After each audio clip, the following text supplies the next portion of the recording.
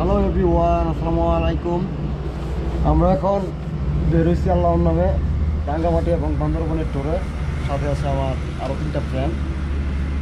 এটা হচ্ছে আমার ফ্রেন্ড নুরে আলম, এটা হচ্ছে আমাদের বাবু। বাবু খাইছো? বাবু এটা হচ্ছে আমার ফ্রেন্ড রাকিব।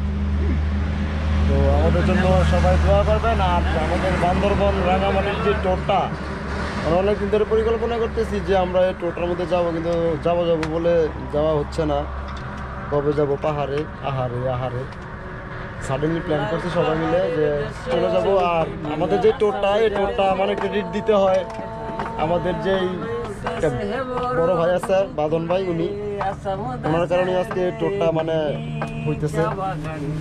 তো আমরা এখন অবস্থান করতেছি গাউসিয়াতে। এখানে আমরা ওয়েট করতেছি বাদন ভাইয়ের জন্য। বাদন ভাই বের হয়েছে, উনি আসবে, উনি আমাদের সাথে এখান থেকে জয়েন করবে। জয়েন করার পর আমরা রওনা দিব রাঙ্গামাটির উদ্দেশ্যে। আর আমাদের এই ট্যুরে আমরা কিভাবে যাব, যে প্রসেসিংগুলো আমি আগে পরে যাই নাই, আমি প্রথমে যেতেছি। সুতরাং আমি যেহেতু ওইখানে যাবো প্রথম, আমি কিভাবে যাব, আমার যে স্টেপগুলো আছে, আমি আমার সবগুলো স্টেপ আপনাদের সাথে আমি শেয়ার করব। তো আমাদের প্রথম লক্ষ্য হচ্ছে, ডেস্টিনেশন হচ্ছে রাঙ্গামাটিতে। আমরা আজকে ইনশাল্লাহ দুপুরের দিকে ওই দিকে থাকবো ইনশাল্লাহ। তো আজকে রাঙ্গামাটিতে স্টে করব, তারপরে দেখা যাক কি হয়। আর হ্যালো গাইস, এখন আমরা মেঘনা ব্রিজে আছি, মেঘনা ব্রিজ ক্রস করতেছি। আর আমরা যে ভাইয়ার জন্য ওয়েট করতেছিলাম, সেই ভাই আমাদের সাথে জয়েন করছে, সেটা হচ্ছে গাউসিয়া থেকে। তারপরে আবার আমরা কন্টিনিউ। এখন আমরা কোন জায়গায় গিয়ে থামি, কোনো মানে আপাতত কোনো প্ল্যানিং নাই। এখন যাইতেই থাকবো, কারণ অনেক দূরের রাস্তা, একটু লেট হয়ে গেছে আমি মনে করি আমার দিক থেকে। আর একটু আগে যেতে পারলে সকাল সকাল আমরা ওইদিকে থাকতে পারতাম। তো সে কথা বলে এখন আর লাভ নাই, এখন সামনের দিকে তাকাইতে হবে। আর এই যে দেখতে পারতেছেন, এটা আমাদের সেই ভাই যার জন্য আমরা ওয়েট করছিলাম। তো এখন আমরা এই যে মেঘনা ব্রিজটা ক্রস করতেছি। আর এখন ঘড়ির সময় হচ্ছে 5:53। সকাল প্রায় হবে। তো আমি এই ট্যুরটা নিয়ে খুবই এক্সাইটেড বলার বাইরে। কারণ আমি আগে কখনো যাই নাই ওইখানে, আগেও বলছি আবারও বলতেছি, আগে একবারও যাওয়া হয় নাই। তাই আমি এই ট্যুরটা নিয়ে খুবই এক্সাইটেড।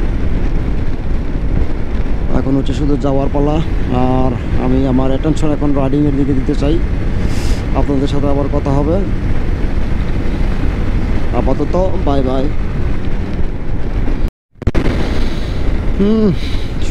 সকালে একটা ঝামেলায় পড়ে গেছি। আমার বাইকের পিছনের যে মাঠগার্ড, এটা ডান সাইড থেকে যে ক্লাম্পটা ছিল, ক্লাম্পটা ভেঙে গেছে। তো প্রায় অনেকক্ষণ যাবতই মানে আমি একটা শব্দ শুনতে পারতেছি, ঠাস করে আওয়াজ করতেছে, কিন্তু আমার যে ফ্রেন্ড, সে বুঝতে পারতেছিল না। তখন আমি বললাম যে তুমি ভালো করে দেখো যে আসলে কাহিনীটা, সমস্যাটা কোন জায়গায়। তখন সে একটু ভালো করে দেখার পরে দেখলো যে আমার যে মাঠগাটা ছিল, এই মাঠগাটা ভেঙে গেছে পিছনের চাকার। তো সকালে 6:54 বাজে মাত্র, এত সকালে গ্যারেজ পাবো না এরকমই ভাবতেছিলাম। তাই গ্যারেজও খুঁজতেছিলাম, আবার আস্তে আস্তে আসতেও ছিলাম। তো ভাগ্যগুণে পেয়ে যাই একটি গ্যারেজ খোলা, সেখান থেকে এটা খুলে ফেলে দিই। আবার ওইদিকে লাগিয়ে গেছে ক্ষুধা, সকাল হয়ে গেছে। সকালটা খুবই সুন্দর। আমরা প্রায় কুমিল্লার কাছাকাছি। ও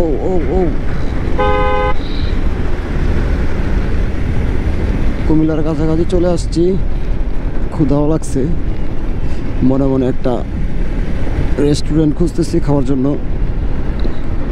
দেখি, এটা তো বাজার। ও এখানে দেখি জ্যাম।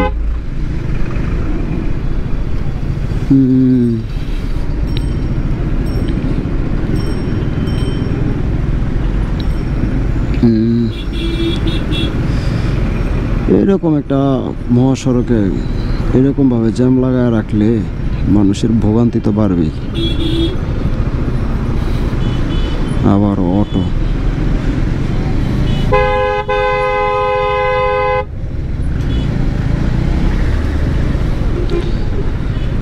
সিএনজি অটো, এগুলা বারে বারে নিষিদ্ধ করার পরেও আর তারা মহাসড়কে উঠতেই আছে। প্রশাসনের নজর আরো কড়াকড়ি হওয়া দরকার এদের জন্য। যাইতেই পারতেছি না, জ্যাম, ব্যাপক হারে জ্যাম। এটা হচ্ছে কুমিল্লাতে, কুমিল্লার বুড়িচং কুমিল্লা, বুড়িচং বাজার মেবি এটা।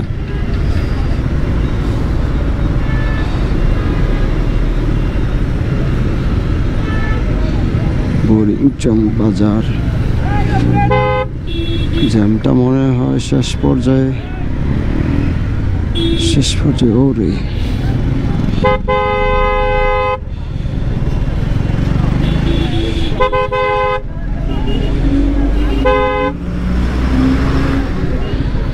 শেষ পর্যায়ে করতে শেষই হইতেছে না। সকালের বাজার, তার জন্য হয়তো এরকম, হয়তো বা হাট মেবি। 7টা বেজে গেছে, যাইতে হবে কত দূর, এখনো কুমিল্লা শেষ করতে পারি নাই। ক্ষুধা লাগছে, আগে খাইতে হবে। দেখা যাক সামনের রেস্টুরেন্ট কোথায় পাওয়া যায়, তাহলে আজকের খাওয়া দাওয়াটা উজালাতেই সেরে নেই। পরিবেশ কীরকম বলতে পারতেছি না, দেখা যাক কি হয়।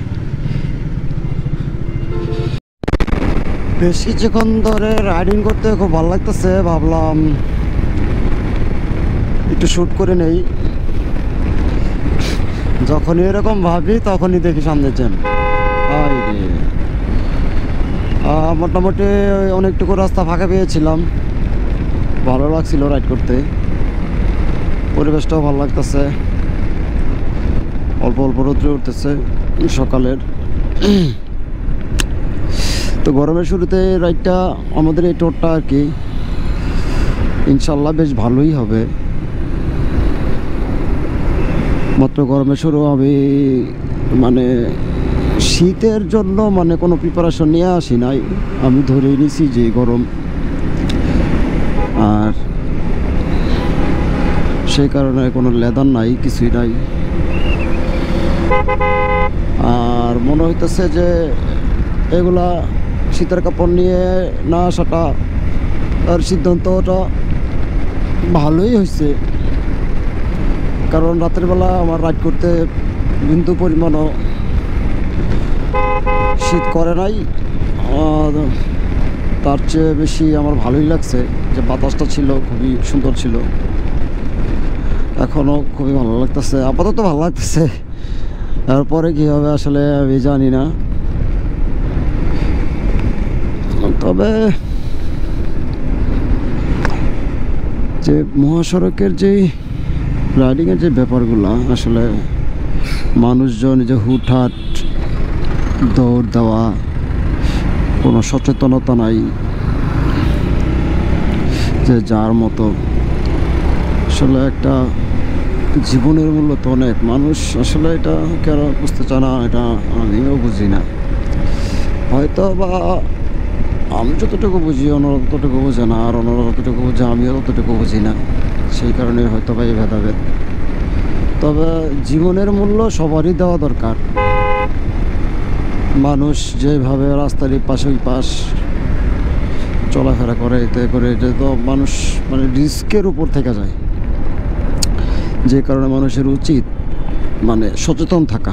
আমরা এখন কি লেখছে এখানে, ফেনি আরও 70 কিলো না 40 কিলো লিখলো, খেয়াল করতে পারি নাই, দেখি সামনে দেখা যাবে ফেনি আর কত কিলো। সময় লাগবে না আশাবাদী, কারণ এই সমস্ত রাস্তায় রাইড করতে বেশি সময় লাগে না। তারপরও রাস্তার মধ্যে মধ্যে কীরকম যেন একটু পিচগুলো যেমন উঠায় ফেলছে এরকম ব্যাপার। তো আপনারা যারা এই রাস্তায় বাইক রাইড করবেন তারা অবশ্যই একটু সচেতনতার সাথে বাইক রাইড করবেন, কারণ সচেতন থাকার কারণে আপনি অনেক ধরনের দুর্ঘটনার হাত থেকে বেঁচে যেতে পারেন। এই যে দেখেন কিছুক্ষণ আগে বলছি যে সিএনজি, যে এরা যে পরিমাণ বিরক্ত করে, আবার তো উল্টা পথ থেকে আসেই।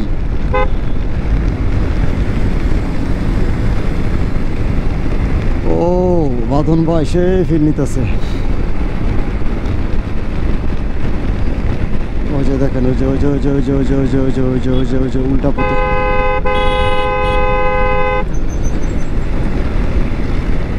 পথে ঢুকাই দিচ্ছে ট্রলিটা। আপনারা হয়তো বা ভালো করে লক্ষ্য করলে দেখতে পারবেন ডান পাশ থেকে ঢুকাই দিচ্ছিল ট্রলিটা। Oh no more space, how can I want to see ইয়ার, নো ওয়ে।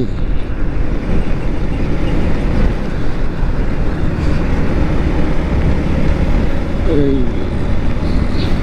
কিছু কিছু ট্রাক ড্রাইভার আছে, তাদেরকে দেখলে মনে হয় তারা বুঝে আত্মঘাতী কেমন। ওরা মনে করেন যে যে দেখেন সামনে যে ট্রাকটি চলতেছে সে তার লেন মোতাবেক চলুক না, সে হঠাৎ করে দেখবেন তার লেন চেঞ্জ করছে কোনো প্রকার সিগন্যাল ব্যতীত। তো এই ব্যাপারগুলো খুবই রিস্কি। আমাদের সাথে কিছুক্ষণ আগে এরকম একটা ঘটনা হয়ে গেছে। তো ফাইনালি যারা এই সমস্ত রাস্তায় বাইক রাইড করেন বা করতেছেন সবাই খুব কেয়ারফুলি বাইক রাইড করবেন, যতটুকু সাবধান থাকা যায়। আর গ্রুপ ট্যুরে অবশ্যই ডিস্টেন্স মেনটেন করবেন। আপনার সামনে যে বাইক থাকবে তার থেকে 10-15 হাত পিছনে থাকার চেষ্টা করবেন, যেন আপনি বাইকটা আপনার কন্ট্রোলে নিতে পারেন।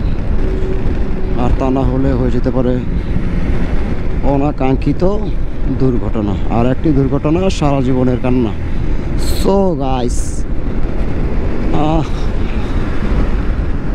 আমরা এখন এখান থেকে দেখতে পারবো যে কোথায় আছি আমরা এখন। এখানে লেখা আছে যে ফুট ওভারব্রিজ ব্যবহার করুন। ফেরি 36 কিলোমিটার, কীরকম ঘোলাটে হয়ে রয়েছে এটাও বোঝা যায় না। Sorry for that.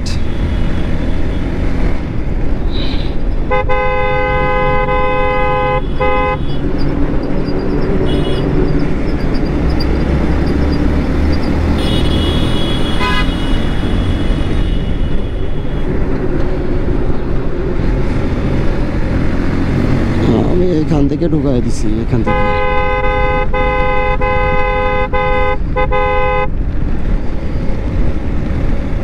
আরে কি এক ঝামেলা, যে যাওয়ার মতো যেভাবে বাড়তেছে কোনো।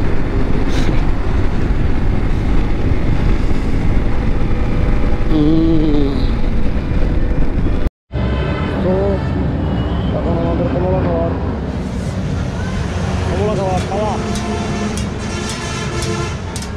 জায়গায় কমলানি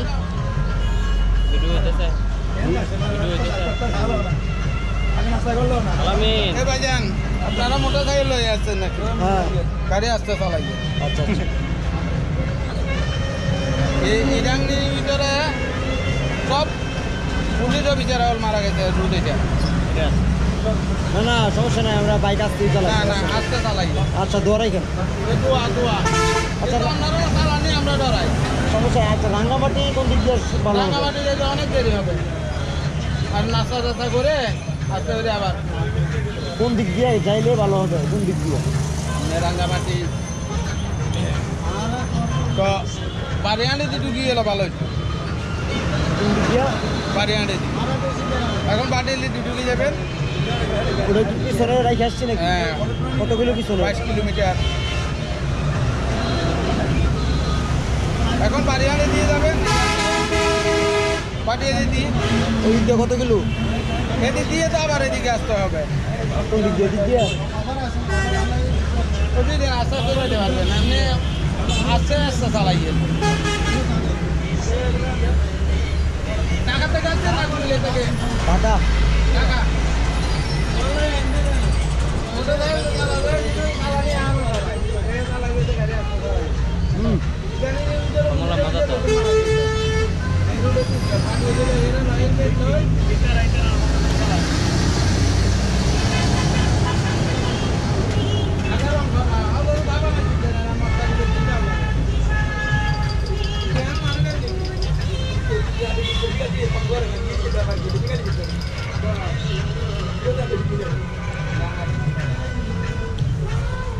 Tahu?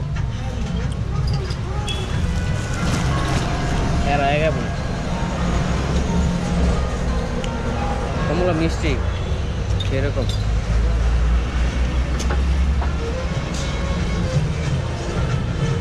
Taste pasti.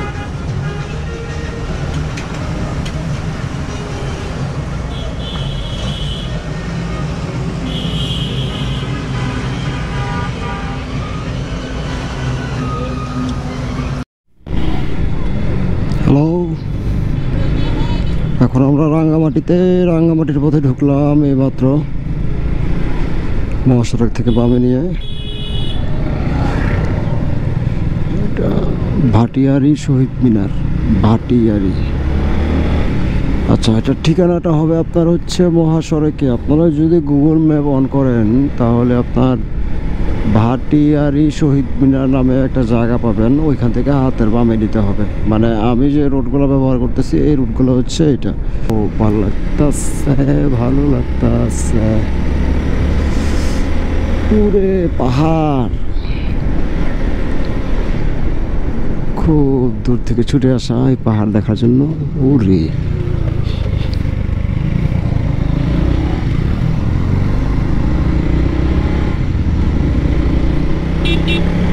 Wow, just a wasa.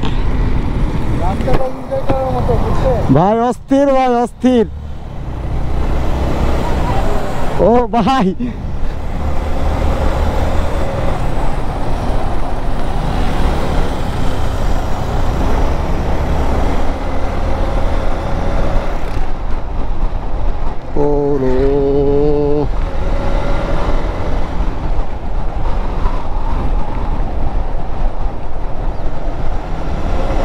এই প্রথম রাঙ্গামাটিতে।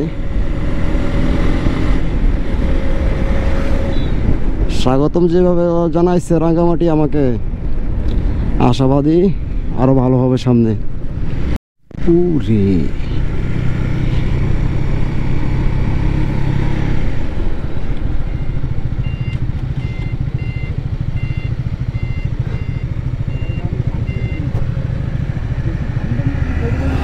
গোসল করবেন, নামবেন, গোসল করবেন, গোসল করবেন, গোসল করবেন। আগে যাই ভাই, আগে ফিলটা নেই। আরো সুন্দর রাস্তা আছে।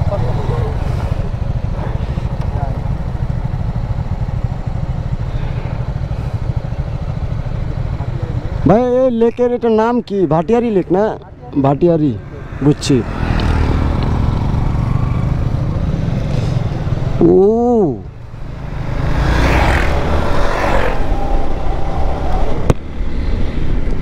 awesome, just awesome.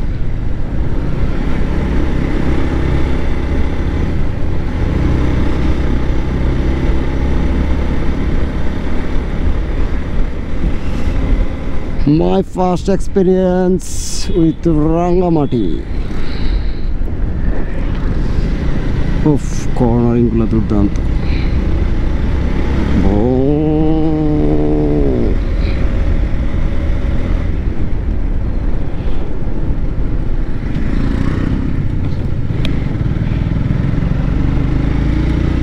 এটা হচ্ছে ওয়ান অফ স্পিড স্টপ ব্রেকারের জন্য। কত সুন্দর করে সাজায় রাখছে প্রকৃতি। আসলে প্রকৃতির কাছে যে মানুষ কেন ছুটে আসে যারা প্রকৃতিকে ভালোবাসে তারাই বলতে পারবে যে প্রকৃতির কাছে কেন মানুষ ছুটে আসে। আসলে সবাই যখন সমুদ্রের কাছে যায় আমি বুঝতে পারি না।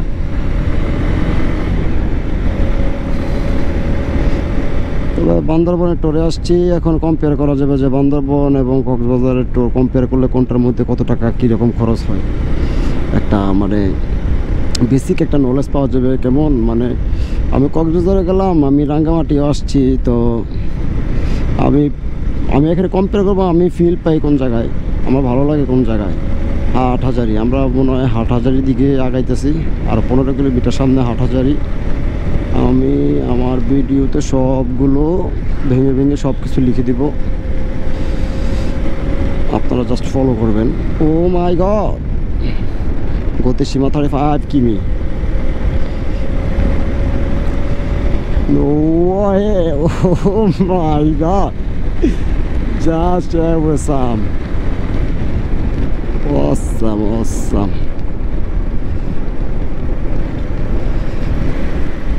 সেনাবাহিনীর গাড়ি হয়তো বা কোনো কাজ করতেছে, সিএনজি উঠতেই পারতেছে না, এত উঁচু। গান গাইতে ইচ্ছা করতেছে, গান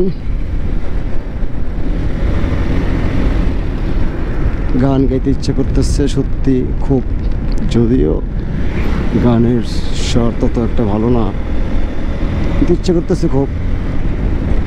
তবে গাবো ক্যামেরার আড়ালে, ক্যামেরার সামনে নয়।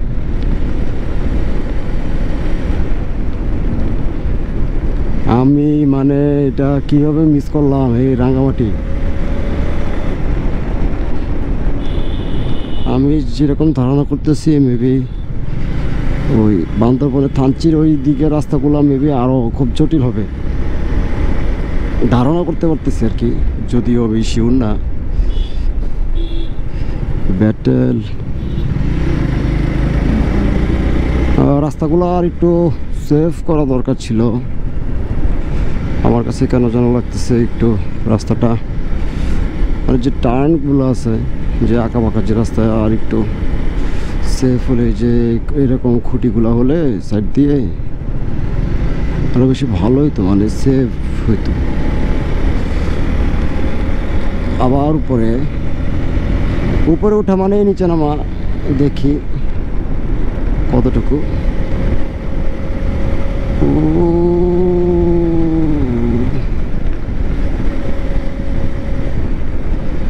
Just beautiful Bangladesh. যারা যারা এখনো পর্যন্ত রাঙ্গামাটিকে মিস করেছেন তাড়াতাড়ি চলে আসেন। ও রে,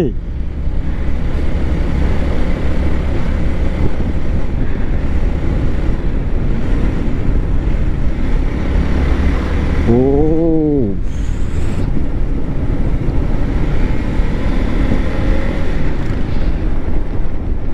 অস্থির আল্লাহ লাখ শুক্রিয়া, লাখ শুক্রিয়া।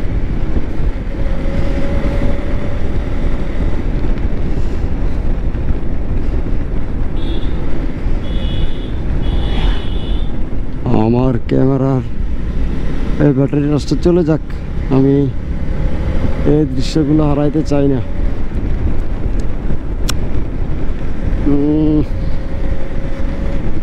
সামনে বোধ হয় আরো সুন্দর সুন্দর জায়গা আছে, হয়তো সামনে সেতু, পাহাড়ি রাস্তা যারা চলাচল করবেন, আমার কাছে যেহেতু অপরিচিত, আমি সবসময় রাস্তার দুধারে খেয়াল করি যে কি সাইনবোর্ড লাগানো আছে, ওইগুলা মানে লক্ষ্য করলে অনেক কিছু জানা যায়, ধারণা নেওয়া যায় যে সামনে কি থাকতে পারে। হাটহাজারি 12 কিলোমিটার, হাটহাজারি।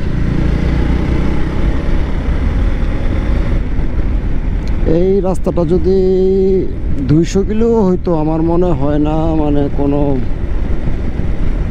বাইকার, মানে যারা প্রকৃতিপ্রেমী তারা এখানে আসলে আমার মনে হয় না যে মানে বলবে যে আমার ক্লান্ত লাগতেছে, এরকম কিছুই বলবে না, শুধু চালাইতেই ভালো লাগবে। ওফ, জাস্ট বিউটিফুল।